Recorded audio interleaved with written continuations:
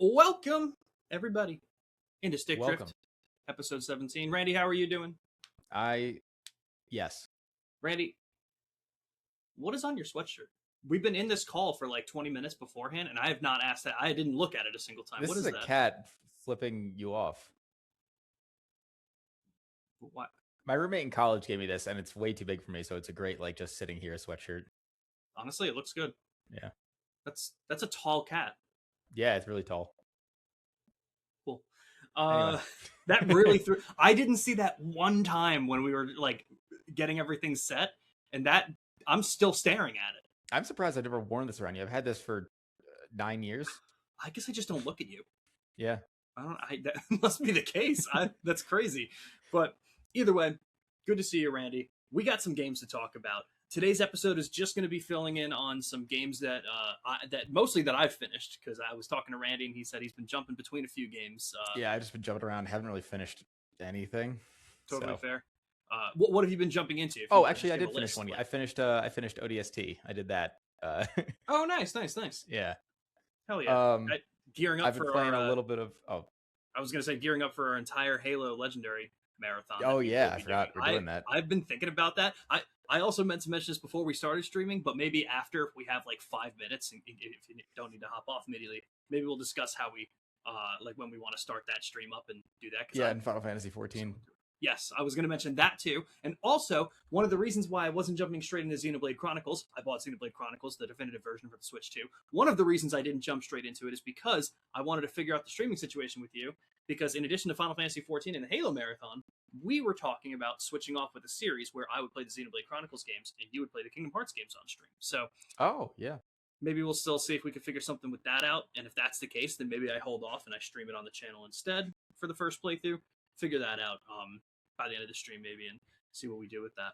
But so ODST, did you do it on Legendary? Yeah, Legendary co-op with one of my friends. Hell yeah. Yep. Well, that's a really short game. I always forget. Like, it's only like, it took us like probably like 5 hours. Were you doing? You did it in the Master Chief Collection, I assume. Yeah. Did you just do the missions, or did you do the thing where it brought you back to Mombasa streets and everything? Mombasa streets, except for one time, because we did it across 2 sessions, and for some reason, when I tried to like just resume, it didn't reload Mombasa from where it restarted the game entirely. So I had to pick the next mission and skip that like little part. I'll tell you, that's one bad thing with the Master Chief Collection, because there's an achievement to unlock all 50 audio logs or something like that. For those of you who know ODST and are big fans of it, you probably know this, but especially with the Master Chief Collection, it doesn't save that progress if you quit out. So if you find 48 of them, and then you quit out because you didn't have time to finish it that night, you lose all 48 of them. And you have to start from scratch. Guys, if you know the Master Chief Collection and I'm wrong about that, please enlighten me, because that shit would be so much fun, but it just never saves. So it's always like, all right, you got 8 hours today? But yeah, fucking love it. But okay, so you did half the campaign pretty much, and then you had to do a second session. Yeah, so I missed like one section of the streets basically, but that's not bad. Yeah. What'd you think of it? Like, where do you stand on ODST? I love that game. Yeah, it's awesome. Okay, yeah. God, because like so many people aren't fans of it, and I was such a big fan of it when it came out. You know, again, I came into Halo late. I didn't start playing Halo till Halo 3, so take that for what you will. I get at the time after playing like 3, after getting Halos 1, 2, and 3, and then hearing they're going to do an expansion for Halo 3. I think it was supposed to be called like, what was it supposed to be called? Like Recon or something like that? That would make sense. I've never heard of this. I never heard that story. It was supposed to be called something like that, and then they were like, this is going to be bigger. We'll make it like almost a full game. And then they made like ODST, but then it was still like you could beat that game in like 6 hours, 5 hours, and it was still I think $50 at the time, which when you get packaged without like it got packaged with Halo 3's multiplayer, but not a new multiplayer. So I get why people were like, I already have Halo 3's multiplayer. This feels shitty. Yeah, that makes sense. But I think it is a good game. It is fun. Hell yeah. But yeah, I totally understand that. I think Firefight was really fun, but still, I feel like that for a $50 price tag, that still may have been like, I don't know if that's really what we all wanted from this. Yeah. But anyway, big on Halo. One of the games that I'm going to be talking more about, because I did finish it now, is Halo Campaign Evolved. And I could not finish it. No, so we'll get into that. Black Flag Resynced, I'm going to give like a review score to and a final thoughts section on. But the first thing I'm going to jump into is a game that I just finished on Monday with Nick. It's a game from last year. It just finished Ghost of Yotei. Now, Randy, I know you because you had a PS4 for a bit. Did you ever play Ghost of Tsushima? I forget. I played a little. I played it a little on PC. I thought it was all right. Okay, Ghost of Tsushima was probably my favorite PS4 game that I had played, comparatively to like the other titans being like God of War 2018, The Last of Us, and Horizon Zero Dawn. Out of like those four, Ghost was my favorite. I feel like it's blasphemy because I got to give a little bit of context because I would probably rank it Ghost of Tsushima at number 1, Horizon Zero Dawn at number 2, then God of War 2018, then The Last of Us, and I feel like it's blasphemy to put God of War and The Last of Us so low, but I have to mention that the reason I'm putting those games low is simply because people hype them up too much. Like God of War 2018 to people are like, dude, it's the best action game of all time. And let me tell you, it is a great action game. Is it the best of all time? I don't know about that one, guys. You can literally watch my VOD on YouTube of me and Nick finishing the streams for that game. And no spoilers or anything, of course, but I'm doing the final fight. I'm the one playing it. And we're beating them up. And I'm like, oh man, this is cool. But I'm looking at Nick and I'm like, something else is coming. And I know it. Something else is coming. And we finish that fight. And then we get to the place we've been trying to go. And then credits roll. And you see my fucking face be like, that's it? Like, I was livid. I was like, this was not it. What are we? So I was pissed. And same thing with The Last of Us. The Last of Us is like, this is one of the greatest narratives in video game history. And I'm like, maybe it's just because I play JRPGs and very plot heavy games that like very like plot centric titles. It was fine. Yeah, I think those games are kind of like. I don't want to sound like gatekeepy when I say this because if like those are your favorite games, like that's your favorite games, like have fucking amazing time. I think a lot of the people that scream those games praises, other than people who are like long time like massive fans of the series, are just I think people who don't play a lot of games hear about those games and they play them and they're very accessible to people who don't play a lot of games. So to people who are like, oh, I've played Call of Duty, and then you play The Last of Us and God of War, it's like, holy shit, this story, this action, this is insane. That's not true. Knowing what else is out there. That doesn't mean that's a bad game. Like you said, obviously they're great. I haven't played them. But it's just what the kind of the vibes that I get of like whenever I talk to somebody who's like, oh yeah, my favorite games are like Call of Duty or like not really Fortnite. I don't talk to people who play Fortnite, but like that kind of thing. It's like, oh, they also really like God of War, and it's just an accessible entry point. I was going to say very mainstream, very accessible. And again, like I said, like not that these games were bad by any means. I think those two were just talked about so heavily that I had such a different idea in my head that when I got to them, I was like, it was fine. I didn't hear nearly as much people talking about Ghost of Tsushima or Horizon Zero Dawn, and I think that purely might be the reason why I think those two ended up higher. With that little tangent being said, Ghost of Yotei is, in my opinion, Ghost of Tsushima again. I can't say better, because it's just so similar in my eyes. The game looks beautiful, of course. And I was playing on a base PS5, like nothing crazy. Like I'm not playing on a Pro or anything like that. I don't even know if Ghost of Yotei came to PC. I forget if that was one that did before the cutoff. I don't think it did. I could check, but I don't think it did. I'm not sure, but I played a bit of Ghost of Tsushima, and I shouldn't have. I don't think it's a bad game or anything like that. It's just it feels to me like an Assassin's Creed game made by people who care. It's fair. Yeah, and the thing is, I've never been a massive Assassin's Creed fan, so totally fair. Yeah, this was so it's developed by Sucker Punch, and I'm a big fan of Sucker Punch with the Sly Cooper games. They did Slies 1, 2, and 3. After they did that trilogy, they jumped into doing the Infamous games. And then after, I think Second Son was the final title. I think they did that DLC standalone thing called, I think it was Infamous First Light. I think that was for Second Son. Either way, they finished up those games and then jumped into Ghost of Tsushima. So I love Sucker Punch as a developer. I think they make great games. So I was really looking forward to trying this. And that's not a bad way to describe it. It's just here's this open world map. It's very checkmarky. You kind of walk over here, you do a bamboo strike. You can walk 7 meters that way. You see a fox den that you follow. You get a new charm. You get this. It's very much here's your open world. We're going to label everything for you. Go and do it as you please. And as someone who does like Assassin's Creed, every once in a while, I'm fine with that kind of stuff as long as it's fun to play. And Ghost of Tsushima, in the way that I was doing it, was fun because I was streaming it with our friend Nick. So I was playing it 3-4 hours every week. You know, the combat is very samey, of course, because it's, in Ghost of Yotei, it changes from your different stances to different weapon types. So instead of using just a katana, you get your dual katana, you get your spear, you get this, and you get like a big sword. It's called an odachi. It's kind of just a massive sword for brutes and stuff like that. And it goes like a weapon wheel kind of thing. Like your sword is good against other swords. Your dual katanas are good against spears.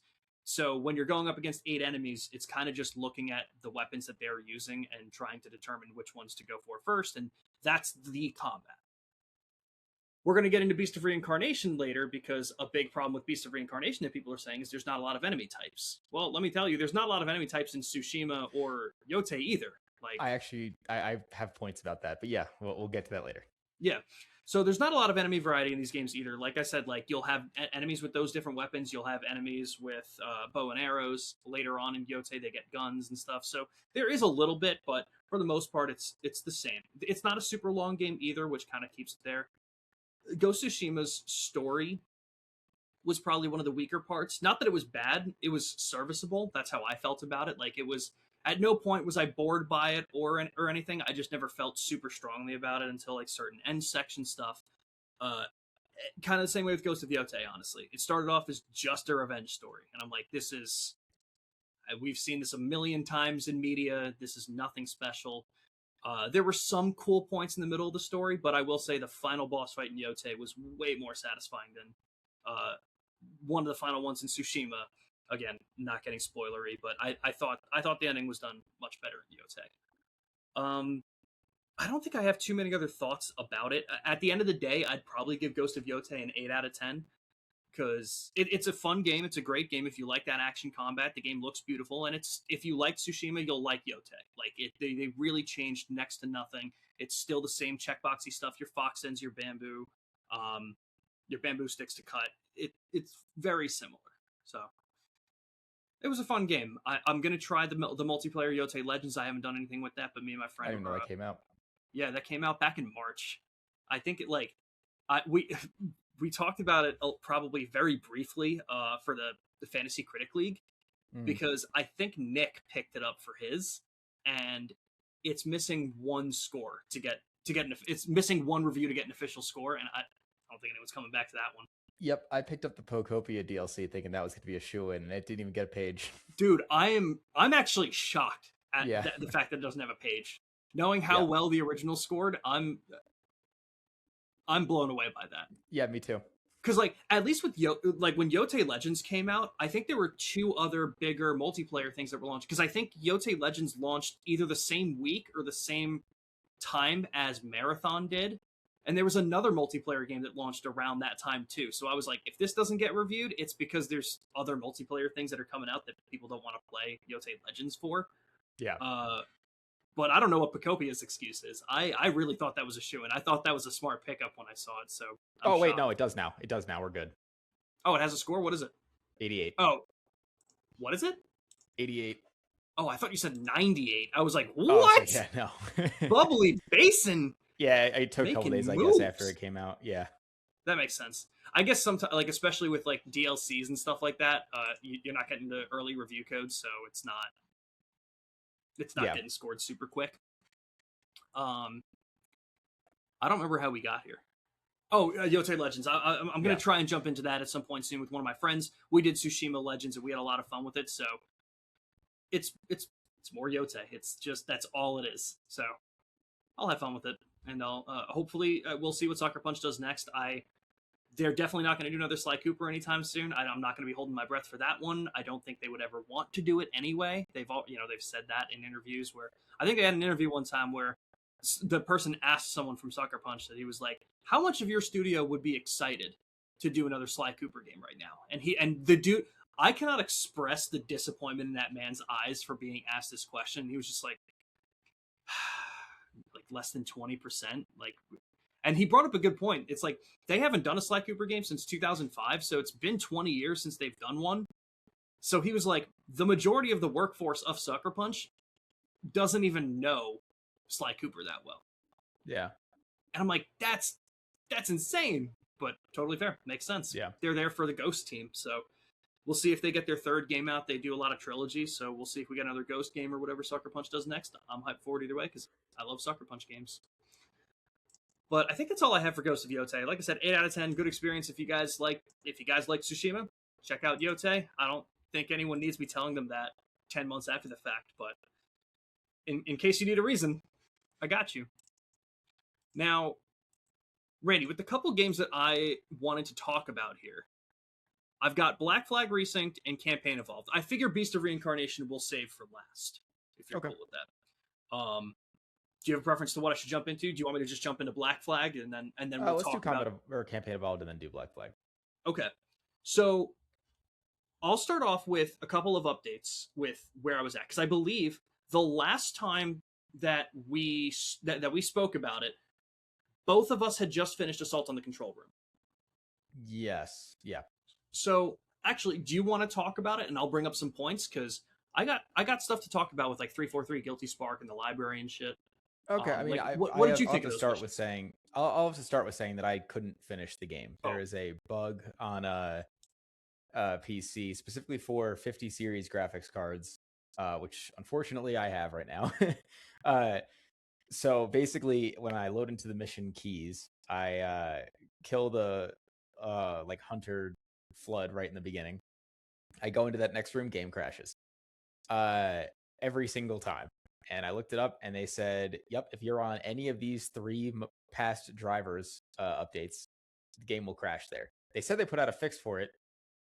They didn't. You have to be on like one very specific driver update, roll back to that one, and then I'm just not doing it because like I'm playing other games that are coming out, and I don't like drivers work. They update drivers like as new games come out. If a big game comes out, they have drivers that are meant for that game.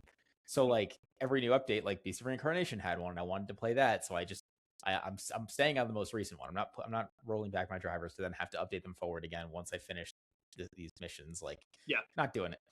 So 100%. I'll wait till they fix the game. So I got 2 keys. Now, what was your question?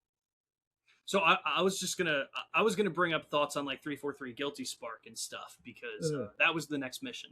Because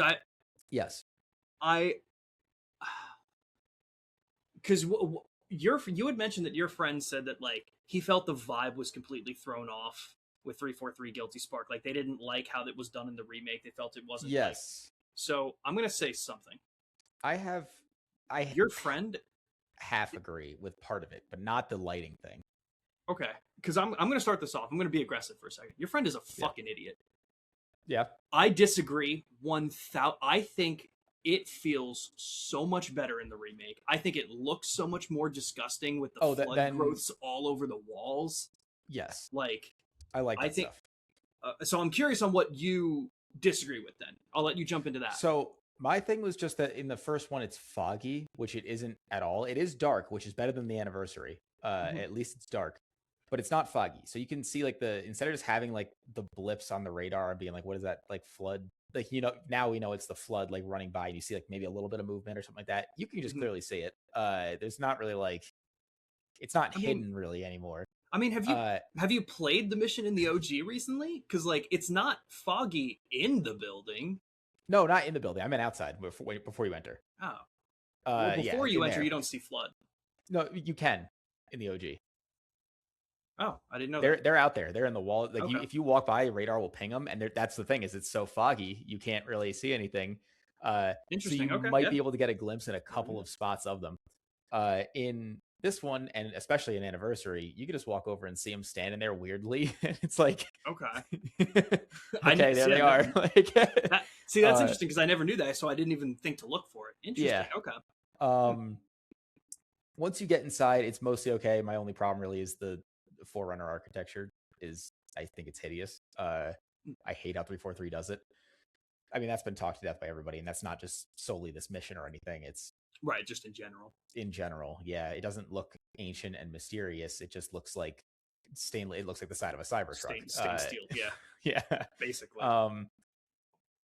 But yeah, I hate that. And then really the only other problem I had with the mission is I did like how they did most of it. was the ending of it. They were I don't know. I don't know if you didn't do it solo, right? You did it co-op. Did it co-op? Yeah. That fucking ending, the waves and waves and waves. I died so many. I was like, how many fucking enemies did they add here?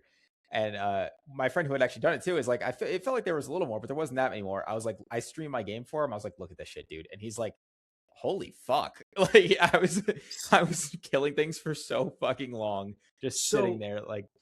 Where I was going to bring that problem up, because we talked about that, where this game isn't difficult. Like, this game is without a doubt easier than Combat Evolved Legendary. Yeah.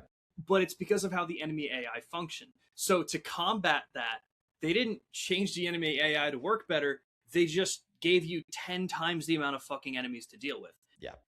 Now, me and Nick played the entire campaign on Legendary, and not one spot in this game did we ever bash our heads against the walls or feel like I think we collectively died and got reset a checkpoint probably 4 times in the entire campaign, except for the final room of the library. Really? I didn't have that. I only died twice there. 30 times in that room. That was me at the end of 343. I only died like 2 or 3 times at the end of library. That's so insane, because we didn't die once in 343 Guilty Spark. So it almost sounds like between both of our experiences that they're very unequal with how many enemies that they're throwing in different missions. Like, because again, we went through the library like maybe. Fine, huh? Or the co-op scaling maybe. Oh yeah, I mean it's just so weird because like the fucking the big hunter looking flood, the ones that we didn't have in Halo 1 originally, they were in Halo 3 for sure. I don't think they were in Halo 2, so I think they got introduced in 3. They didn't used to be that scary on Legendary because they moved so damn slow. Like, sometimes they could gallop a little bit, but anytime I saw them, I was like, all right, well, I'll just move back a foot and I'll be fine. They sprint at you in this game. And it's funny because the rest of the flood are slow as hell. Yeah, these things are fucking dangerous. So we had 8 of them in that room at one time. Did you not figure out the little trick with them? What is it? If you're just on like really any object, they can't figure out how to get up there. Oh, well, I mean, if it was just the 8 of them, it would have been a little easier to deal with, but it's the 8 of them and 50 other guns with like. Oh yeah, no, that definitely got scaled then, because I think I only had 4 on the final room. I'll show you. It's rough. Yeah. It's rough. So, but like, again, that's what it was with 343. I don't think they could have added more enemies to the end of that without breaking the game. So I think I just got the max scaling alike. It honestly could be. And they also you can't go around the tower anymore. No. So it was more confined too. Yep. It's very strange. Yeah. They so with that being said, so the 343 Guilty Spark mission, I really like how it came out, how the vibes were in that mission. Obviously I can't comment on the whole fog thing because I didn't even know that was a thing. But in terms of how it looked and how the flood were, I liked how it was done. The library, this is a mission I can tolerate now. I thought it was weird that they made it, they reversed it. They flipped it upside down. Yeah, because I didn't know, when we got to it, I didn't know what you meant. And then we got to the elevator and I was like, why are we going down? Yeah. I think thematically that works. I don't really have a problem with that. It doesn't really change anything too big. It's weird because it is technically like, you're flipping the level upside down, but gameplay wise, it doesn't really feel different. So it's like, no. So yeah. I like what they did with the library. They changed it up. They made it more tolerable, in my opinion. They definitely give you some more open areas. They definitely condense some of the rooms and hallways so that it doesn't feel like you're just bashing your head against the wall doing the same exact hallway for the next 40 minutes. It's definitely still a little repetitive, but like that's just the nature of the mission. They cut it down significantly, so it's hard to complain about it. So I like the changes they made to that mission as well. 2 betrayals. I know that you said that you weren't crazy about the mission in general. I remember you were texting me about that. Once again, because they cut down assault on the control room a little bit, they cut down on 2 betrayals. And instead, like when you go to the pylon things to destroy them, the 3 things you have to destroy in the mission, I always hated having to run to the middle of the room and jump into the thing itself to destroy your shields. So I definitely like the change of going in those rooms and shooting out the couple of things, and that's how you do it now. Yeah. Other than that, I don't think there was too much radically changed from this mission. No, what were you gonna say?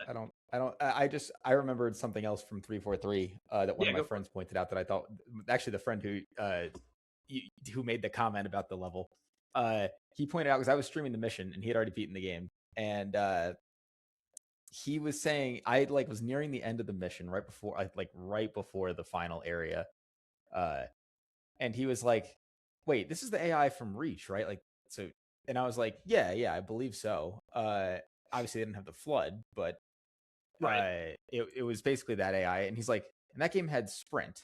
Yeah, he's like, "And they added sprint to this, and they added the flood to this." And I was like, "Yeah." He's like, "I've been watching you this entire time. You haven't sprinted this entire mission, and they can't catch up to you." And I was like, "Oh." Go. That's why, me and Nick are actually excited to try Lasso, because it seems like it should be doable. Honestly, comparatively to Combat Evolved, but that's ridiculous. Yeah, like I said, me and Nick never felt like we had any kind of challenge. I will bring up the one thing that I found absurdly, ridiculously difficult, but we still got lucky with it. Yeah, I mean, I think the only time, I think that part on 343 is the only time I got stuck. There was definitely a couple of times where I've died a few times. Yeah, I mean, in the prologue mission, the one that I did I died a good amount of times there. I actually have a big complaint that I didn't tell you about in one of those missions. Okay, before you get to that, I want to get to the rest of the campaign. Yeah. Because then it's just the last two missions, Keys and the Maw. Keys, now I know you haven't played these, but for Keys, again, the mission for the most part is identical. They didn't change much. I think how they did the flood on the outside portion when you're running to the I think it's the Truth and Reconciliation that you go back to. Man, I wish I knew Halo story for as many times as I played Halo. But when you're going back to Captain Keys, I think that outside part looked really cool. I think that one was done really well. Then you get into the cruiser, and I think for the most part it's the same thing. I think the only thing I felt kind of weird about, but I can't comment too heavily because, again, I don't pay attention to Halo story, so I can't hold anything against it. But I think the cutscene with Keys is done worse in the remake. Shocker. Yeah, but I think a lot of them were. Yeah. So, but again, as someone who hasn't paid attention to the story, I can't speak on it too much. I haven't seen it yet, so that's fair. So I'll move on to the next mission then, because other than that, I think it was pretty much the same. The Maw, they changed the Maw to some pretty cool changes for the most part. Just the whole first section where you gotta blow out the engines and stuff. I think that works so much better in this game. I feel like it was always fidgety, or me and Nick just never understood how it actually worked, but man, it works so much smoother in this game.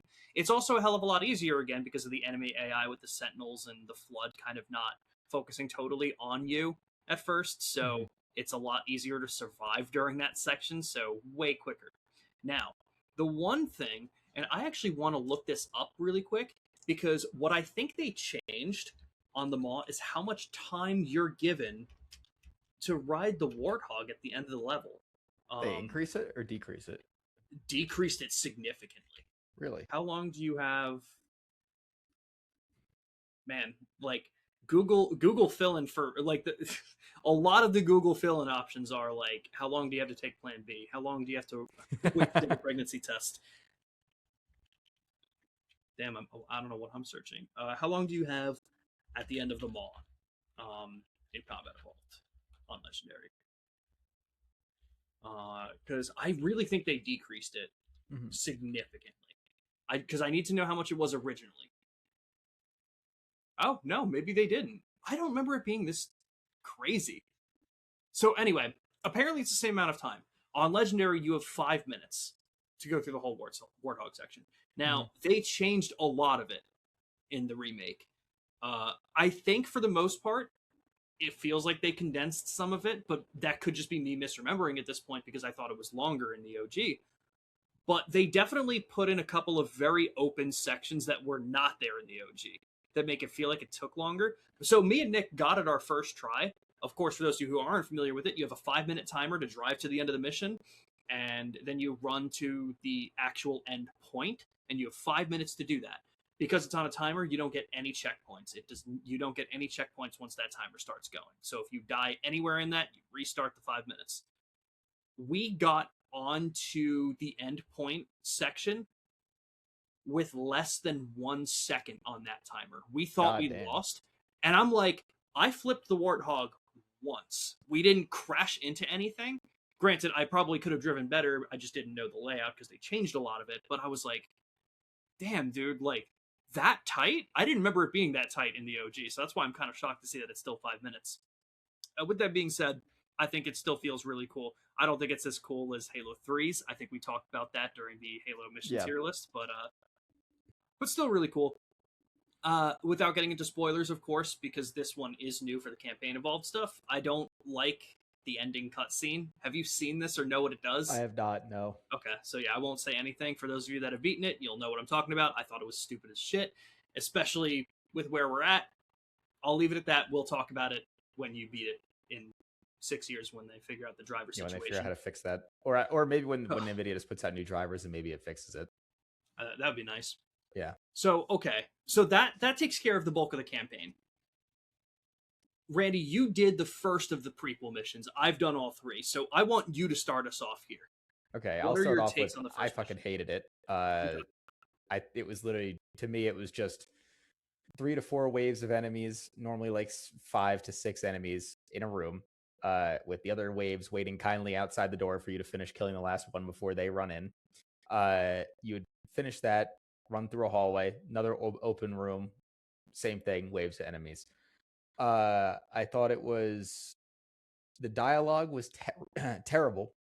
The jokes that Chief and Johnson were making between each other just don't even make sense. First of all, with how they just don't seem to know each other then at the beginning on Halo.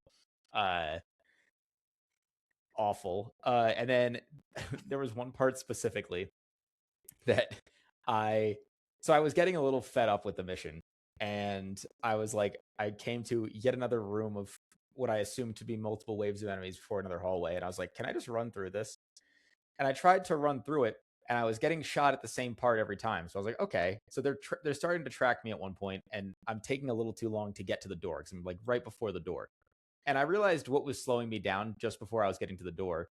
The auto aim was forcing me to look at a brute for too long, so I couldn't turn quick enough. So I looked down at the ground and ran through the room, and I did not get slowed down and could make it to the door. And I was like, wow, good game design. And it was just like, because of the waves and everything, I didn't feel like, oddly enough, while I felt like the campaign evolved like the actual campaign, there was so much more ammo on the ground and stuff.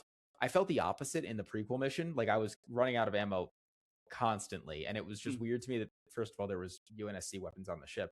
Yes, but, full ammo rooms, mind you. Yeah, not just full drops. But then like I'd run through all the ammo on the waves, and I have to pick up their weapons, and then their weapons have like a couple of shots or a mag or two, and it's like I'm running out again. I got to this next room, the way my checkpoint had stopped, I had like 1 mag of AR, and I was like, I'm not sitting here fucking around trying to like kill one enemy, pick up a thing, so I'm just running through the room. Fuck it, like yeah, that's what I'm doing. Yeah. And yeah, no, I was same problems as I think I mentioned in our other thing with the interiors of it just being like a glossy like purple, like it just looks wet. And then except now they added wet white and gold as well for some of the rooms. Yes, same for thing, some reason. Yeah, now some of the rooms, but not all the rooms. Some of them just randomly go back to purple. And they forgot to put the skin on. Yeah, I don't know. So, not good. Yeah, so I'll start with the thoughts I had on the first mission, because like I said, me and Nick have beaten all 3, and I will tell you, Randy, 90% of the jokes that Johnson makes are in the first mission. Okay, cool. He makes a total of 2, maybe, in the entire second mission, and I don't think he made one single joke the third mission. I don't know why they. I was offended by that one I texted you about. Oh, believe me, it got worse with the second mission, and I'll talk about that one when I get there. But I don't know why they decided to front load all of those, because it just feels weird. I don't care. It's a weird vibe. It's a vibe that I didn't ask for. Maybe some people did, but it sure doesn't seem like anyone asked for this. Setting-wise, the first and third missions take place in virtually the same areas. It is Covenant ships where they're either purple or white and gold rooms. Very similar settings. There's little to no differences. There are some rooms that are different in the third one, of course. Like, you'll get a control room, you'll get this. Like, it's not exactly the same, but you're still in the ships, so it still feels weird. So setting-wise, those missions don't do anything to stand out or do anything different. The second mission, however, brings you outside into a completely different setting and completely different area. I thought that mission was actually pretty okay for those reasons, where I was like, oh, you're introducing new characters, you're introducing a new setting. Like, this is actually kind of cool. In 3 months from now, if you ask me which mission was which, I'm not going to remember the first and third missions, but I'm going to remember the second mission. That's the way I want to be. Like, it's at least, even if it's not the best by any means, it's at least memorable and not in a negative way for me. Not in a positive way, but not in a negative way. But the one that I was offended by, man, just towards the end of the second mission, no one's talking. No one's having a conversation. And then Johnson's just like, man, Chief, you ever get tired of being the almost silent type? No. And it's like, dude, shut up. Shut up. We don't need that. We never need that. And okay, I'm going to shout out the Co-op 64 guys really quick. I love them to death. But I've never been more pissed at a take in my life. I was listening to an episode where they were talking about like franchise tier lists and stuff like that. It may not have even been that episode, honestly. A lot have blended together recently. But they were talking about Campaign Evolved, and one of them was talking about the prequel missions, and he was like, yeah, dude, they're fucking awesome. And then the other guy was like, no, they're not. And he was like, dude, people have been loving them. They love the Johnson stuff. And he's like, I don't think you've ever been more tone deaf. Seen that? Dude, because I love these guys, and they know what they're talking about so much of the time that I couldn't believe what I heard there. I was like, I've maybe the opposite. Maybe I'm curated to just hear the more negative stuff, unfortunately. Maybe, but yeah. I just don't know where the positive. Who can be positive on that? You ever get tired of being the almost silent type? I guess the only positive thing I could say about at least the first mission is they give you like basically access to, first of all, a lot of weapons that aren't in Campaign Evolved. So I don't like the battle rifle. Battle rifle. The what's the Covenant sniper thing called? The needle rifle. No, the needle rifle. Oh, beam rifle. Beam rifle. Yep. There's a lot of weapons that aren't there, are for some reason there. So like, if you just like the combat and killing stuff, and you get a lot of weapons to do it, it just feels like a Forge mode where somebody threw in like every single weapon from the series and was like, go kill some things, and you were like, okay. Not a bad way to put that. But as a mission, I don't think it was fun. And like, I'm gonna like slight spoilers. I'm assuming you don't give a shit. I mean, it's not. I don't think it's gonna affect anyone's enjoyment. At the end of the third mission, you go into space and you shoot. Yeah, I saw that. Why? It's one of those, like, I feel like this is one of those situations where you're damned if you do, damned if you don't. Because I want to give them the credit and being like, well, hey, they tried to do some space combat. They tried to give you a little bit of different gameplay mechanics. Like, don't shit on it because they're trying something different and like trying to keep gameplay a little bit more fun for you. But also, it was like 6 minutes at the end of the mission. At the end of the third mission, why would you put me out here? And I thought we were going to be doing something epic, but no, you just kind of shoot a couple of banshees down, and then you're done. And I'm like, that's what you had me do this for? Again, story-wise and following the plot of these 3 missions, it makes sense. Like, I understand why it happened plot-wise, but from a gameplay perspective, why'd you make me do that? Don't make me do that. That's weird. That was weird. But I say all this to say, to just make a side comment here, it's probably, in my opinion, some of the best 343 Halo content that you can play. And that fucking sucks, dude. Because I think Halo 5 is awful, and I thought Halo Infinite was abysmal. I'm on the minority for Halo Infinite, because I do think people really like that campaign. I have way too many problems with it to think that it was even worth my time, but I don't think people really like it, but I think the general consensus is like, it's fun enough, but it's not amazing. Yeah. Which my consensus is I would never look at this game again. I think Halo Infinite was one of the worst video games I've ever played, but again, I have my reasons for that because I think co-op didn't work. They should, like, it just did not work the way it needed to, and that's what I play Halo for. But that's not a conversation to get into here. I think these prequel missions are fine. Like, it's to like how I feel about them are I finished those 3 missions and I am no better or worse than when I started them. Which for most of 343 Halo is a positive note for me. Yeah. So story was useless. Like, I don't like the plot of these 3 missions is so why did you tell me this? It's such a it's like you gave a 3rd grader the Halo book and been like, "Can you write me a vague plot?" And then they gave you a vague plot as a 3rd grade essay and you're like, "Yeah, we can do this." Like, it's so I mean, Bungie kind of did the same thing. I mean, well, Bungie hated the Halo books, but then would like incorporate some of it into their like lore. There's a lot of plot holes because Bungie just actively did not like the Halo books and would write things into their game that actively contradicted what was in the Halo books, to like kind of rewrite it. But then also like there were other points where it's like, well, fuck, for this to work, we kind of have to use something from the books. So then some of the things in the books are accurate to the game. So then some of them just don't make any fucking sense. That's hilarious. I did not know that. Yeah. So with all that being said,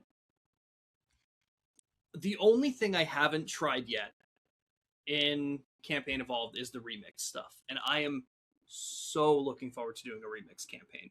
I think the option to shuffle skulls on and like I didn't know how this worked. Do you know how this works at all? The skull thing? The remix campaign? No.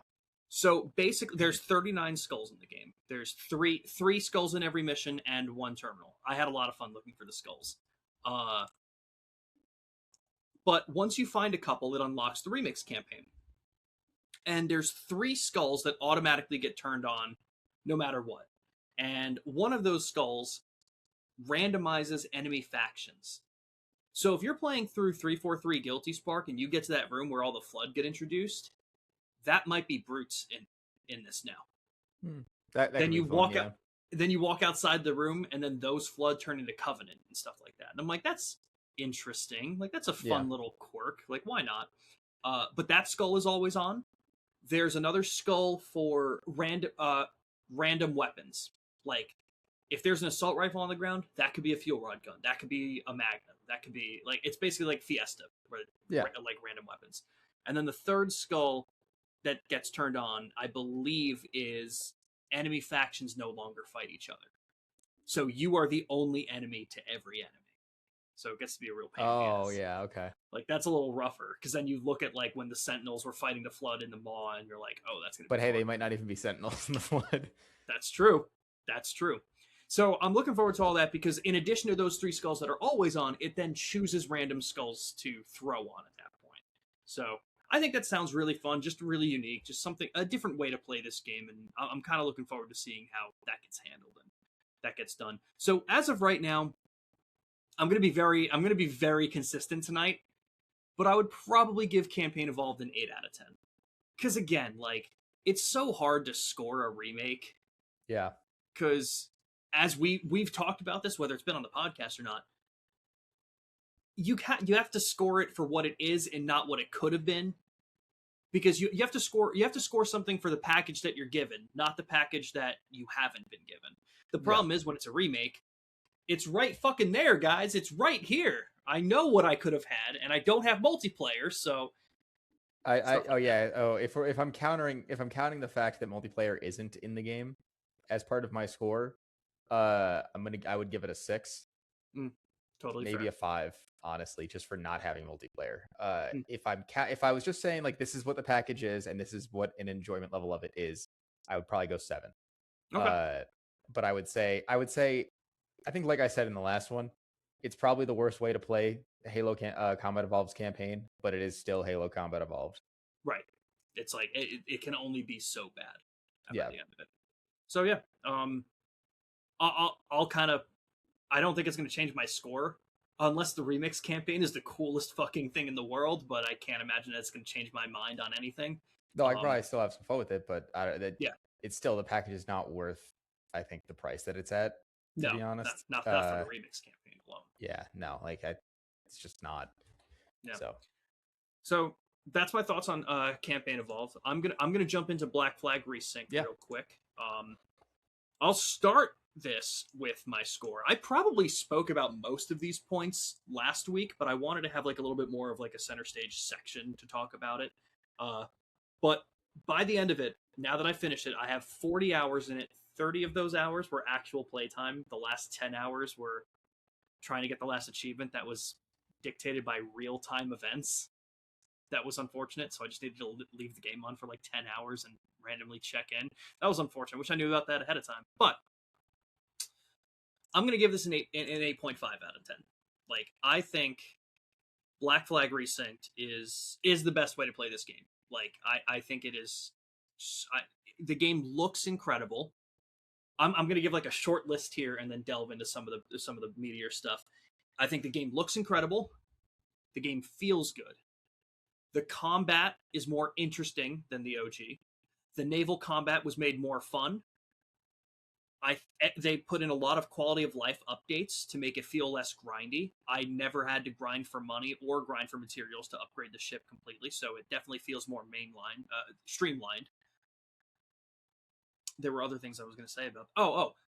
Like I said, with part of the ship combat being made more fun, they have new officers and their side quests, which introduce new ship battle mechanics. So it's just a lot more fun in that regard. It gives you more content and more interesting characters to delve into. And I'm not going to spoil any specifics about this, of course, but they did talk briefly about it in one of the Ubisoft Directs or Presents about Black Flag Resynced.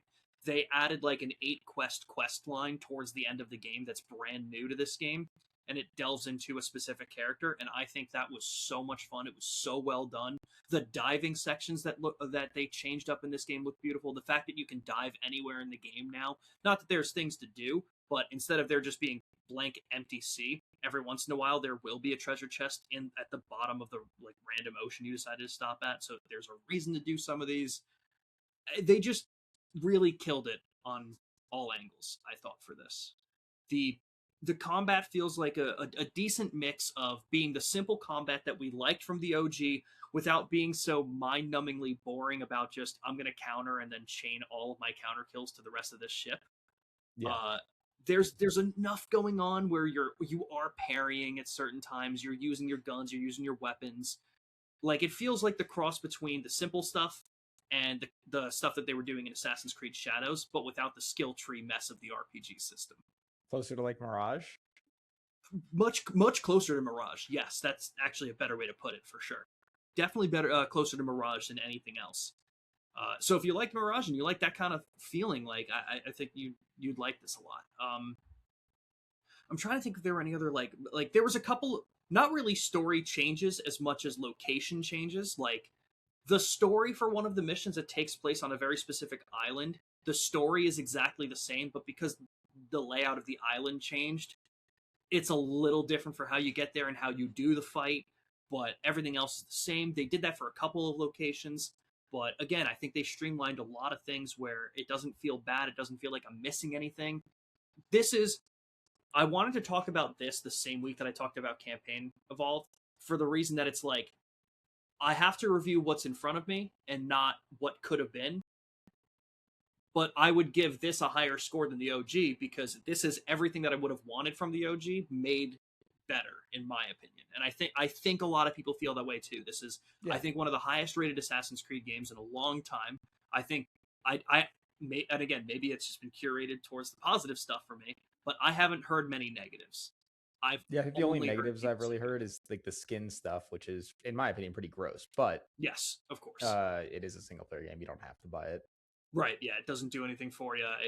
I do think some of them do give combat boosts though, which is I didn't know that. Yeah. Well, I guess if you want to pay money to do, game's not difficult. It's not like it's gonna break anything for anybody else. So I mean, you do you, but I personally wouldn't support that. Yeah, no, not at all. Didn't even know they were doing it. I know we talked about the skin stuff for Campaign Evolved before. Obviously, that's still a different story, but honestly, I didn't know same thing. Yeah, yeah, same thought there. That's fucking crazy. But yeah, so like with Black Flag Resynced, I so recommend playing this game. Like, if you were a fan of Black Flag and you're like hesitant, being like, I don't know if I really care enough to get back in, I think it's also $50. So it's not a full price title. It's still $50, but it's not $70. and I think they just did a phenomenal job with this. So if you're a fan of the franchise and you're thinking wasn't sure about hopping back into this, I think this is a fantastic game to hop into. If you're not a fan of the franchise but you think this looks pretty good, I would also recommend this. I think this is one that anyone can jump into, experience, and have fun with today. I so hope that this is a direction that Ubisoft takes the series in, knowing who Ubisoft is and what they've done in the past. I don't plan on them doing it because they can't do much right for too long. But hey, I'd like to be proven wrong. Prove me wrong. So I'm curious to see where they go, whether they remake another title or they do, like, are they going to do another Resynced adventure? Are they going to just move on and do the mainline stuff? Shadow sold well and did perform well, so I'm assuming we'll see the next mainline follow-up within the next few years. But personally, Black Flag Resynced was a really fun game to play, and it wasn't super long. Like I said, 30 hours for basically 100%. So probably like a 20-hour experience if you're just kind of messing around. But 8.5 out of 10 for Resynced. Nice. I do want to play it at some point, but I'll probably wait for a sale on it. Yeah, totally. Yeah, that's totally valid to hold off. I'm sure there'll be sales for it. Like I'm sure, like for Black Friday, for holidays and stuff like that, it'll get put on sale. Totally a game to pick up and check out at that point. Now, Randy, I've been talking an awful fucking lot during this podcast because it's just been games that I've finished and stuff. Yeah. And all that stuff. So I'll take the backseat on this one. Okay. But Randy, you have played a little more of this than I have.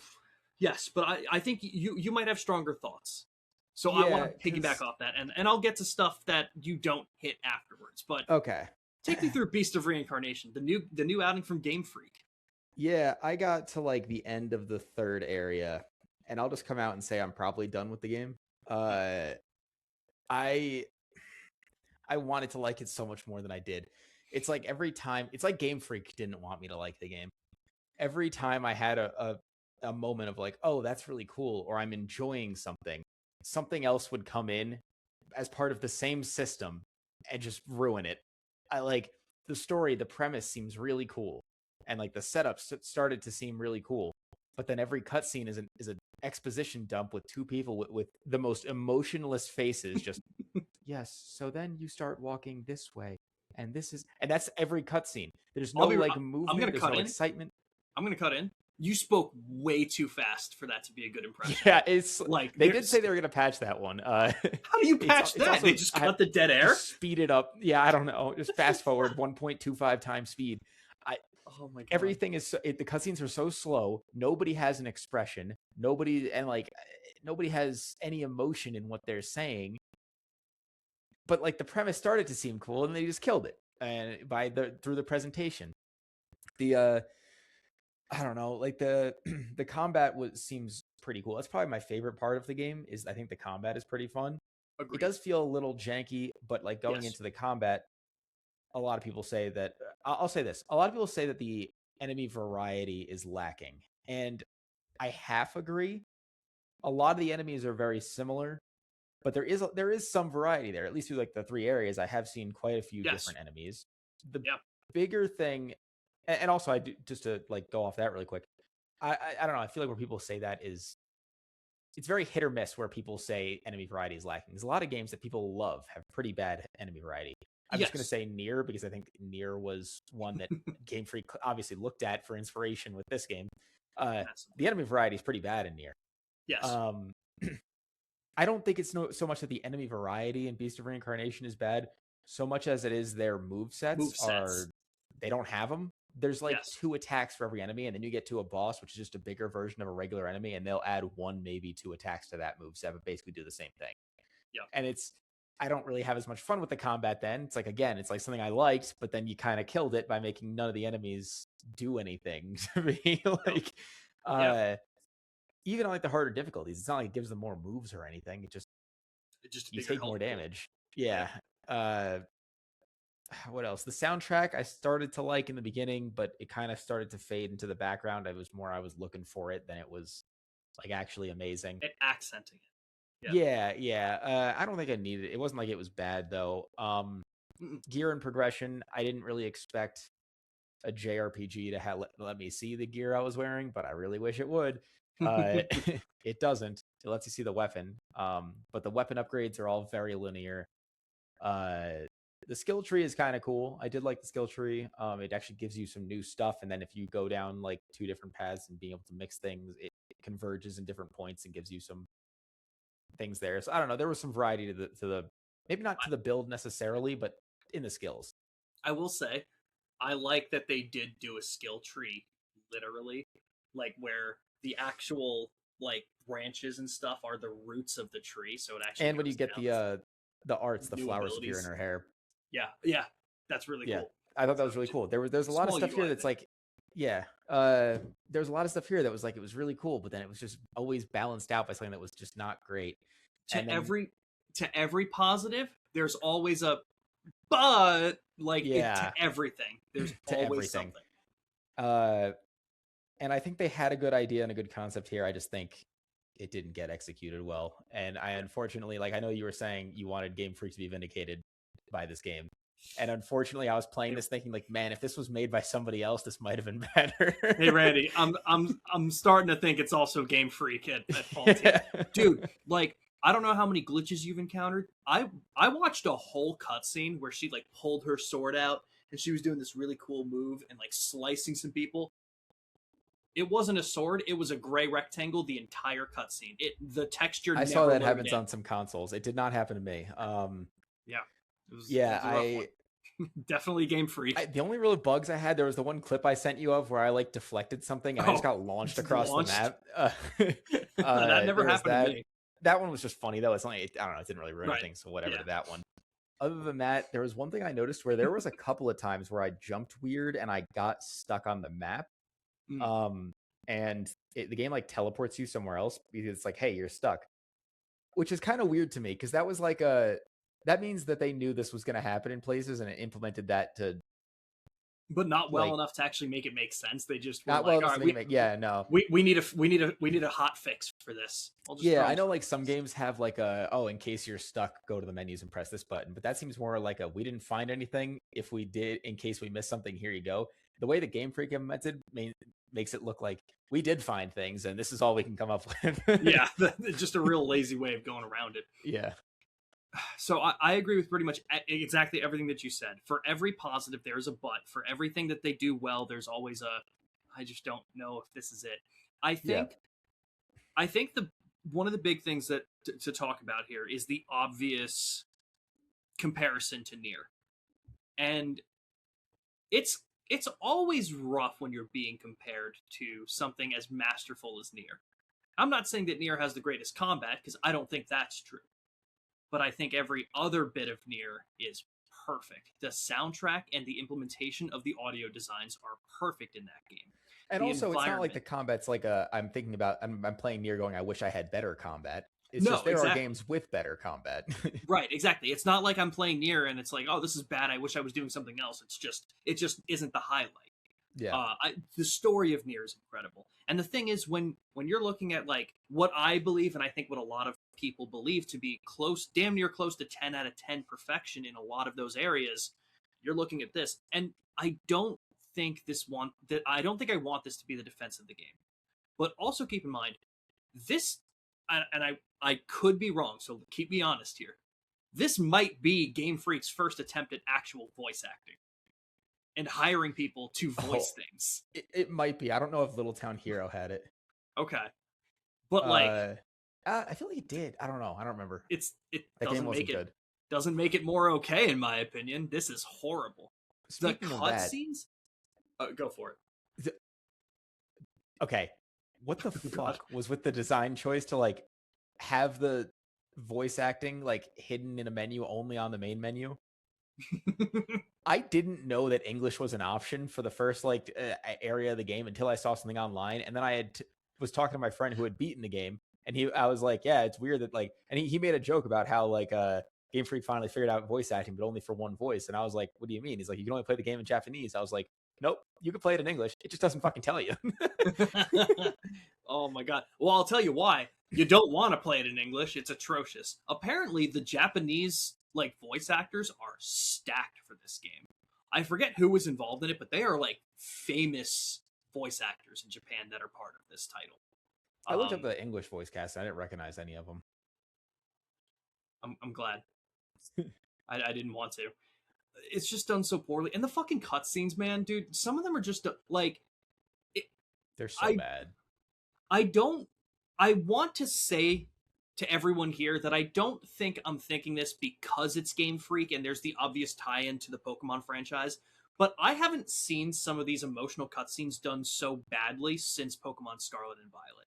Like, there was it's pretty early on, so slight spoilers for Beast of Reincarnation because I'm going to get a little bit more specific here. I think it's in chapter 1 where you get this whole flashback situation where Anushi it's Anushi, right? That's the enemy type, yeah, the boss thing, I think. So yeah. it's infiltrating the colony, and like you meet Kagura, you have Ku with you, and it's in there, and like there's a cutscene where it pounces close to you and it swipes at you and you go down, and then it goes back to like looking at the beast, and it's just kind of standing there, and then it swipes again, and then your dog just kind of goes flying, and then it goes back to the beast again and it swipes at Kagura, and she just goes and just falls over, and I'm like, what is this? Why is this so bad? Yeah. Like, oh my god. And I thought back to how poorly Scarlet and Violet cutscenes were done, and god, that game is just fucking disgusting. Yep. I'm so glad it sold so many copies, so no one will ever change what they're doing. It was your guys' fault. I blame each and every one of you for Pokemon. It's my fault too. You are an offender of it. I mean, I bought the double pack too, but at least I'm screaming to the skies that this is awful. And I still stand by Winds and Waves is my last awful. fucking chance. Winds and Waves is their last chance to do anything interesting for me, because then, like, I will say, and I only found this out after the fact because with the whole Game Freak discourse, especially with Beast of Reincarnation not being too good, I wanted to talk to you about this because I didn't know about this. I didn't look into this, and I really wish I did beforehand, so I hope you know more about this. Apparently, Nintendo did try and step in to Game Freak and say, hey, you need help with the Pokemon franchise. We're pulling Monolith Soft in to not merge with you guys, but Nintendo stepped in and said, we're pulling Monolith Soft guys and putting them in your studio to help with the next Pokemon game. And Game Freak basically said, no, we're not allowing that to happen. Really? I don't think they can do that. I don't think they should do that. You don't. Okay, so you don't know anything about this? Like, maybe the only thing that I heard that I thought for a second I was recognizing what you were saying. I thought they pulled some of them for the Switch 2 port of Scarlet and Violet to get it running. I believe it. I would believe that. I from what I saw somewhere, which it may not have even been a credible source. Like, I don't even know where I read it at this point, which is why I kind of want to look into it. Because man, if you're Game Freak and you're making some of the shittiest games known to be fair, you're also making some of the most money known to man in the video game industry. So I also understand why they don't want the extra help. But damn, dude, it's just a case of I know we can get better because you almost can't get worse. Like, almost anything's a step up for this company in terms of a Pokemon game. Like, I know there are Pokemon fans out there that may be screaming to the skies that Scarlet and Violet is a fun game, and that's not what I'm arguing. You can have fun with you can have fun with a shitty video game. I promise you. Scarlet and Violet is a shitty video game, objectively speaking. Like, there's so many bad qualities with that video game. Doesn't mean it can't be fun. I'm just trying to vouch for getting a better game, because a better game will probably be more fun if it's done better. I don't know. So I did look that up just now, and no, they did not help with anything. There have been, in like some Pokemon games recently, I think Scarlet and Violet, Legends Arceus, and Legends ZA, some individual Monolith Soft employees spotted in the credits, but it wasn't like a studio-wide, like... Okay. Yeah. Like actual help. Yeah. So I'll see. Recently, the games that they've supported were Splatoon, Raiders, Mario Kart World, and Tears of the Kingdom. Okay. So, I mean, I'll see if I can dig up more of that story, because I wish I should have done that for today, knowing that we were talking about Beast of Reincarnation. Yeah. I'd probably go off on that tangent. So I'll see if I can find anything, if it's credible at all. But so take that with a grain of salt, everybody. I'll give them this. Beast of Reincarnation runs. Yes, it does. It does look blurry in areas, but... It looks way worse on console than it does on PC. Okay. Yeah, I didn't see console stuff. It looks mostly okay for me, but I did notice... the upscaling is fake. I noticed that. Interesting. Like DLSS or AMD has FSR, Oh, those kind of things. It's fake. It's not real. sick. I tried swapping it, and maybe it's just like a thing with like it's broken in game, and I have to do stuff in the main menu. Whenever I load up the game, no matter what I swap it to in game, uh, it always loads back to AMD FSR 3.0. So I run on NVIDIA graphics cards, so I use DLSS. So I try to swap it to DLSS, and I would go back to the menu right after doing that, notice that it was still on AMD or FSR 3.0. And I'm like, why is this happening? Or no, it wouldn't do that. It would keep it on DLSS until I reloaded the game. But then it would go back to 3.0. But then I started like just scrolling through. I was like, maybe DLSS is broken. So I tried the different ones. Not only did it not save anything, there wasn't a difference when I put any of them on. Like nothing looked or felt any different. Frames were exactly the same. It was just like a fake menu that did nothing. Yikes. I don't know if that was if I went to the main menu before loading the game, it would let me change it there and actually save. I didn't test it that thoroughly, but like wasn't doing anything in game. Jesus Christ. Yeah. That's brutal. So I know you said you don't really plan on continuing this game. I'm at the end of chapter 4, and I want to try and beat the game. That I'm giving myself that much of a challenge. It's not a difficult game. I have found myself hitting a couple more what I assume to either be, these are the only two options, of course. They're either glitches or skill issues. Because I know I texted you about the one where sometimes my character just doesn't heal. Like I've noticed I thought I noticed that too. But in or out of combat, I hit that. up on the D-pad once, doesn't heal. Twice sometimes doesn't heal. Sometimes I need to hit it upwards of 3 to 5 times to get the heal to go off. So it might also be my controller, but I also don't want to blame, because that just sounds like I'm deflecting. I don't know. I feel like I don't know if it was this game, but I've been jumping around, and I feel like there was a game recently I was playing where I was pressing buttons and things weren't happening, and I was getting really frustrated at it. I don't know if it was Beast of Reincarnation. I didn't notice the healing thing outside of combat. I did notice it in combat, and I didn't know if I was assuming that what was happening was the heal is slow. So I was assuming that it was getting like procced, and then I was interrupting it with an action or getting hit or something, and that was doing that. I noticed it's a lot better if I just like take the hair into the sky and heal on the way back down. It works pretty much every time. Like I'll remember that from now on. Yeah. I will remember as long as you don't get hit on the way up, because you have to like hold A to like fly up. Right, you have to actually get up. Yeah, so if you just like take a couple steps back and do that, you're not getting hit in the air. So it's that makes sense. So for the most part, I think those are all of my thoughts here. I'm going to bring up one more thing, but do you have any closing thoughts on this? Like any other? No, it's disappointing. I'm glad I played it on Game Pass because I didn't spend real money on this. I'm glad I didn't support Gamefreak in this decision. Yeah, I do wonder. I'm confused because I know a lot of this game was outsourced. It wasn't, because most of the actual Gamefreak is working on Pokemon, but even then they outsource most of that stuff anyway. So I don't know. Gamefreak's not a real studio. I remember I don't know how many, I don't have specifics or anything, but I know on Kind of Funny, so I'm using them as the citation here. I'm pretty sure maybe it was Andy Cortez. I forget who said it, but they said that they did the research and looked into it, and they did say it's only a small sect of the actual Gamefreak people that did Beast of Reincarnation. Yeah, which makes me wonder like why they did it. Right. Like, I don't know. Maybe to expand their market outside Pokemon, which would be worrying. That's a great way to do it. Yeah, I don't know if you really have to, but like, yeah, because it can't. Do you think it's just that they wanted to try something different and have fun? Because like, if you did do it better, please. The thing is, I feel like when companies say that, like a game developer specifically, it would make sense if it was a studio of like 30 to maybe 50 people of like, hey, we've been working on this one series for a long time. Let's try something new. Like I know Bethesda is a big studio, but not big for AAA standards. They're pretty small in that regard. Yeah. So it would make sense that they wanted to do Starfield. I don't get Game Freak being like, yeah, we want to try something new, and then hiring a bunch of people to do it, because different people to do it. It's like you're not wrong. You're not really trying anything new. You're paying somebody else to try something new. Like, yeah, that's a good point. So my closing comment here is we brought a lot of the comments to Nier and a lot of the comparisons to Nier. I'm going to do you one better. If anyone was very interested in the whole Nier vibes that they got going on, if you like the vibes of Beast of Reincarnation, be it the soundtrack, the feeling of the world, the combat, and you just wish that all of that was done just a little bit better or a lot bit better, Stellar Blade. I knew you were gonna say that. The love of Stellar Blade is one of the best games I've played in terms of combat.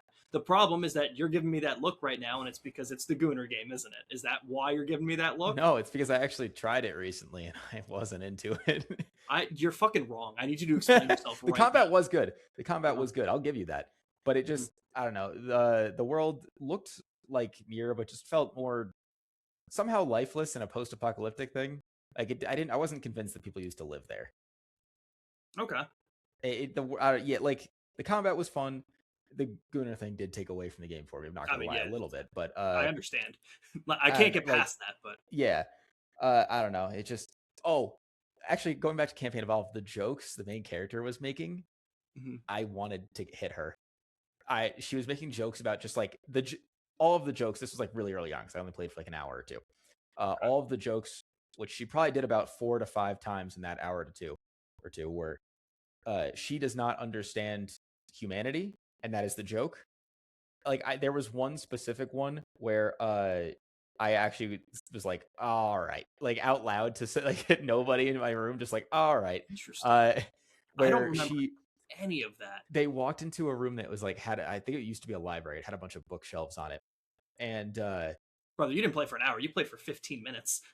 I said it was early on. Yeah, no, that wasn't. I wasn't saying that was the last thing, but it was just one that I remember where she walks through with a bunch of bookshelves, and she's like, "What is this?" And like, I don't know, the dude in her head that she was talking to was like, "Oh, it's like a way of storing data or something like that." And I forget exactly what they said, but she was like, "Oh, how much data could it store?" He's like, "Fucking, I don't know, five kilobytes, the size of a book or whatever, 15 kilobytes." And she's like, "Huh, inefficient," and like walks out, and I'm like, all right, shut up. Like you don't know what a book is. Haha, I get it. Like, I mean, to be fair, they do the same thing. They do the same kind of shit in Nier.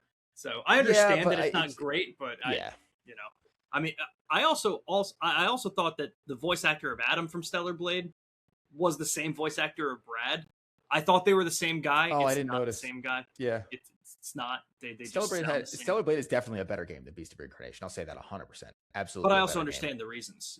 Yeah. I think world wasn't there for me, and story wasn't anything. Combat was fun, but I'm not a massive fan of Souls likes, so that is fair. Yes, it is more. It's more difficult than Beast of Reincarnation. It is more unforgiving in that sense. And it had another thing that was bothering me control wise. I'm trying to remember now exactly what it was. It was like the block button and then the attack button. The way that they also worked together to be like a specific attack that was like a dash, something like that. So I would be like, go to like deflect something or parry something, and then I'd go to attack, but like my fingers would go like a half a second too quick where they were both touching, and I would use a special ability and fucking fly into the enemy, and I'm like, all right, fantastic. Yeah, great. I wonder if that's like because I played it on PS5, obviously, so I wonder if that was like a button binding thing that like wasn't on. Maybe I could have changed it. That wasn't a big thing because like I'd probably get used to that eventually. And but that is a pain in the ass when you're because like the combat's the best part of the game. When that starts to get fucky, you're like, I don't know about this one. I didn't feel like I fucked up. It just felt like I was hitting an accidental button combination because I had block and attack create another attack, and it's not what I was trying to fucking do. That's fair. I think Stellar Blade is fantastic. But like a lot of the reasons that you also said, I understand. Like I think Stellar Blade's miss was its story. I don't think the story is good, like almost at all. It's not very interesting. I think the enemy types are really fucking cool, and I think the combat is really fun. I think the boss fights are incredible. And if that's enough to get you, I think and also differently. Soundtrack pretty similar still because it has those Nier vibes to it. Again, it's going to be you're going to compare it to it. I think how they use the soundtrack and the audio design of Stellar Blade is leagues better than what they do in Beast of Reincarnation. I don't remember who it was, and I think it was. You ever heard of Co-Carnage? Yeah, of course. Okay, yeah. I'm pretty sure it was him. So I'm going to give him some credit here, and if it wasn't him, you're welcome. But he compared Beast of Reincarnation to Stellar Blade, and he said the soundtrack in Stellar Blade accents the beauty of that game. He said it accents you exploring the world, it accents the fights and the tension and the build up to these sections. He said Beast of Reincarnation's soundtrack doesn't do any of that, so it just has the soundtrack and fucking beats it into your skull to try and create an emotion. And I'm like, okay, that's fair. Because exactly like you said with the soundtrack, where you're almost not even noticing that it's there anymore. Because it's just not creating those and not waves. in a good way, because I feel like that could be a good thing in some games where it's like in the background and then it starts to like swell and then like Right. oh wait, yeah, that was there this entire it was Except, evoking something emotional without you realizing. It's not that. It's no swell. There is no swell. Yeah, it's no, just there's there. yeah. It feels weird. So Beast of Reincarnation, I'll probably come back and talk about it some other week when I try and finish it. Whether you get an update on me finishing it and me giving it a review score, or you get an update saying I couldn't finish it, you'll hear from me again about it. I guess to wrap up really quick, Sean, coming out or not coming out, what are some games you're going to be playing soon? Okay. August 27th. This is a real if one for me. Because August 27th, Plague Tale Legacy is coming out, but I want to play the first 2 Plague games before that I have. So it really depends on if I get to them first. But Orbitals on September 3rd, I'm really looking forward to. Oh, yeah. I don't know if there's anything else in August. I'm going to take a look. The 2 in August that I am looking forward to, and I'm blanking on the dates. I think it might be the same date. If not, it's within the same week. End of August, the Stalker 2 expansion comes out, and the 2.0 update for the base game comes out the same day. So I'm just going to wait till then and play the game. I tried playing it in the past when it was on Game Pass. I had a worse computer. It couldn't run it. And also the game definitely needed some updates. They've done a lot of the updates that they've said they were going to do, except for the A-Life system. I think that one didn't get perfectly fixed. Okay. That's but August other than that, that's August 20th. And then I think it's the 26th or 27th Star Wars Zero Company comes out. I was going to ask you about that. That's the 27th. I just heard, like, I listen to Kind of Funny all the time. They just did their, like, preview talk for it, and it sounds really cool. Yeah. So, like, is this a sequel to any kind? Like, have they done Star Wars tactical stuff? I'm sure it's been done before, but I don't think this one is a sequel to anything. Okay. That's really cool. Yeah. So are you interested in Fire Emblem Fortune's Weave at all for next month? No, I'm not. Okay. So this is going to be it's a different type of tactical. This is more like XCOM, I think. Oh, well, okay, that makes a lot more sense. Yeah, because I know so little about it. I know next to nothing. That makes a lot more sense. But hell yeah, you're going to be jumping into that day one? It depends on how long Stalker 2 takes me. Okay, that's fair. Just with that coming out first, with the update and the expansion, I'll probably be doing that. And if I finish both that and the expansion, that'll probably take me longer than a week. That's true. Totally fair. But yeah, no, I honestly don't think there's anything else in August that I'm like super looking forward to. At the very least, we don't have anything in our Fantasy Critic League listed for the rest of August. I know September's big for me because Orbitals on September 3rd I'm looking forward to. I am looking forward to that, yeah. And then on September 17th is the Trails in the Sky second chapter remake and Fortune's Weave on the same day. Mm-hmm. And then I think Control Resonant is September 24th. So even just those games by themselves. Yeah. It's gonna be crazy. Oh, you know what? No, I do want to ask you just a little bit of something, and we can close it out with this topic here if you're down to talk about it. Yeah. Because what is going to take up a lot of time is October 6th, not with just the campaign, but the first multiplayer thing that actually looks fun for me in a long time that I'm planning on jumping into. Gears of War E-Day. You played a little bit of the beta? Yes, a very little bit. I want to hear you talk about that. So, okay, so I played such a little bit about this because the weekend that it was on the beta, the beta was live. My sister was visiting. I did get like a handful of multiplayer games in before that. But really it was a couple of days before the beta went live. They accidentally made the beta live. I see. Yeah, so what had happened was they originally were not going to have the PvP in the beta. And people found this out and were very mad because there was nothing to indicate that there wouldn't have been PvP in the beta. They were only going to have the Horde Siege mode in the beta. But people were pissed. And so they went, all right, fine, we'll put the PvP in the beta. And they went to go update that a couple days before and add that to the beta. And I guess in doing so, I don't know if this is accurate or not. It just seems like in doing so, they somehow put it live as well. And so I played a good few matches. Yeah, I know. I played a good few matches of PvP there, and like I still only did the tutorial thing of the Horde Siege. And I'm Okay. I need to play more of the Horde Siege. I'm a little iffy on that. PvP felt amazing. The thing with the Horde Siege that I wasn't a massive fan of, since I only did the tutorial thing, I didn't get to do like the boss fight stuff with like all 12 people or anything like that, which seems really cool. And I didn't really get into the progression, obviously, which I'm glad they added that stuff.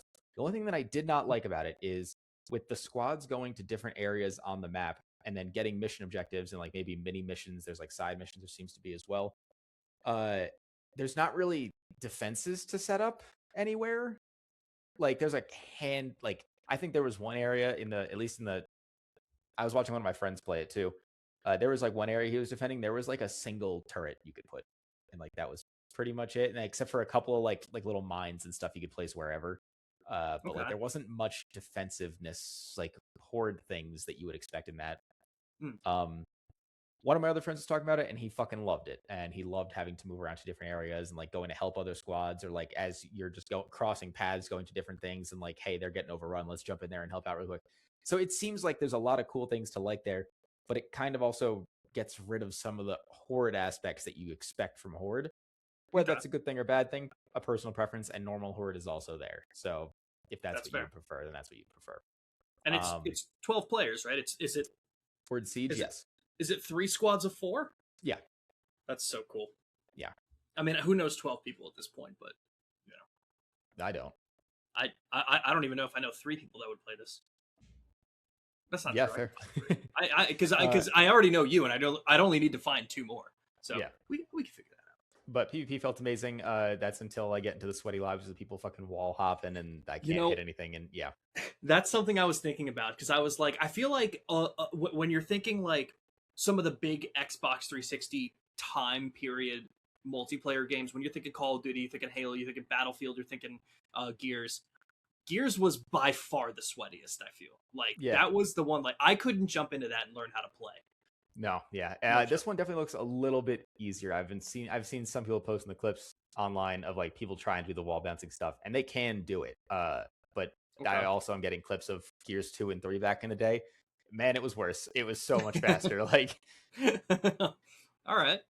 That gives me hope. It's still doable for people who want it, but you might not get destroyed as quickly by some dude hopped up off Coke and Mountain Dew, fucking teleporting around your screen. And that gives me hope, because, like, again, as someone who doesn't really care about multiplayer that much anymore, whether it is a multiplayer game or a multiplayer mode in these games, like, I have so fallen off of the multiplayer train on anything, and this kind of looks interesting. I'm excited more for the Siege Horde mode or just because Siege Horde sounds better, but it's Horde Siege. It's Horde Siege. I started saying it, I was like, that might be wrong, but it feels right. So I'm definitely looking forward more to that, just due to the co-op nature of it. But I would definitely try the PvP in this game. Yeah. Like, I'm so looking forward to this game and just having fun. I wasn't a big fan of Gears 5 or 4, but we have Marcus and Dom back, so it's got to be okay. Yeah, I need to do a playthrough because I never played Gears 1, 4, or 5. So you've never done 1? No. Interesting. Maybe we'll stream. I've only done 2 and 3. Maybe you know what? It's not a long game. Maybe we do the hardest difficulty on the Reloaded edition. Yeah. Yeah, it's on Game Pass, right? I could do that. Yeah. So okay, we got some cool stream ideas. We'll figure all that stuff out and we'll get them out to you guys. But hell yeah, glad to hear about the beta that they fucked up and. But it let me play it, so. Yeah, we'll take it. Yeah. So I think that's everything for this week, Randy. You know what? One quick last thing, because I didn't bring it up. I know we were talking about Campaign Evolved earlier. That is an awesome collector's edition of Halo Reach there. Yes, it is. Sick. I'm very happy with it. It's awesome. I love it. Hell yeah. It came with like Halsey's like ID card, like badge, and I kind of want to keep it in my wallet, but I don't want to fucking destroy it. That's also fair. Oh, that shit's so cool. But yeah, I always like seeing what Randy puts on. I got to figure out how to get my room better so you guys don't see my entire fucking life behind me, including the shirt that I left on the back of my chair that I'm realizing now, but it's fine. Sepultura. You know, I can't be clean all the time. Just every Wednesday night, maybe. Yeah. But with that being said, that's all that we have for this week. Randy, maybe we'll have an ending next week. Probably won't, though.